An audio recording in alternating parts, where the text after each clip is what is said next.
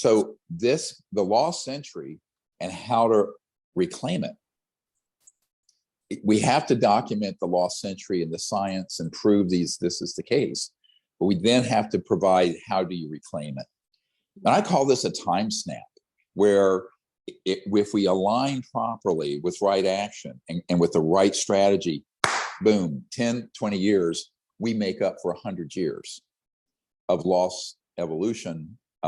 And if you look at the photographs of what happened during the lockdowns in COVID, or some of the large blackouts in the Northeast United States some years ago, the earth, the air and the water clears up very quickly. The earth has the ability to heal herself, but we have to stop abusing the earth. And for that to happen, we're going to have to come up with an entirely new paradigm for energy, which is frankly decentralized. And one of the big issues here, and this gets to one of the core issues of the secrecy, it's not just the hundreds of trillions of dollars that are invested in the power grid and utilities and oil and gas and coal and nuclear, et cetera.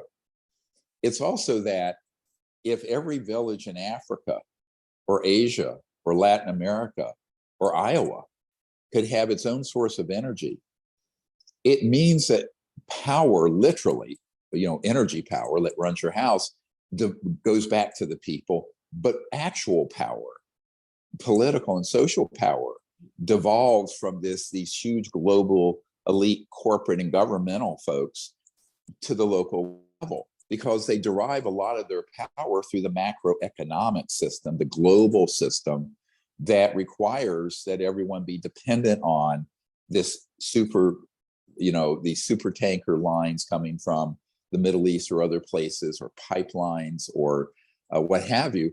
Right. And it also would solve another big problem, and that's the fact that half the world's population doesn't even have indoor plumbing, and 3 billion, listen to this number, 3 billion people, according to The Economist, do not have any way to cook their food without cutting down old growth rainforests or shrubs in the desert. This is why we're losing so much of that. Most people think it's due to big lumber companies, timber. It isn't. Most of it is due to the existence of small farmers and people trying to cook, trying to make charcoal. That's 3 billion people. But there's another problem, and that is the social injustice and the instability globally of having a system. And one of the things I've pointed out for 30 years, the current energy system requires half the world be in poverty. Let me repeat that. The system we have today of oil, gas, coal, nuclear, public utilities, transmission lines, gasoline cars, absolutely requires half the world to be in poverty. Why? If those 3 to 4 billion people who don't have electricity and air conditioning and cars and a way even to cook their food suddenly live the way you and I do, the price of a barrel of oil would be $1,000. It'd be $20, $30, $40, $50 a gallon or more at the pump. Even middle-class people in America could not fill up their vehicles. Why? Because there's only so much supply.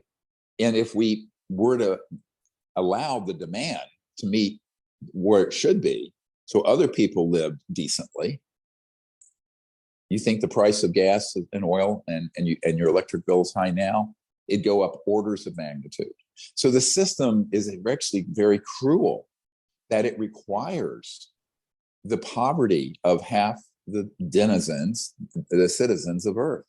So this is something we very much need to think about also from a human compassion point of view. Any way you look at it, it needs to be done. Now, what's the downside?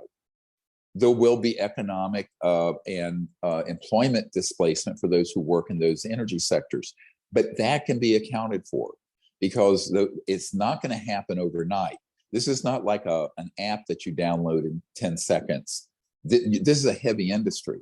Mm-hmm. And it will take 15 to 20 years just to convert the 2.5 billion homes on the planet to this kind of system, the 1.5 billion motor vehicles.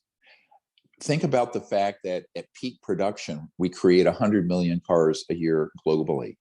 If it at that pace of maximum production currently, it would take 15 years for them to be replaced all these gas and diesel trucks and cars.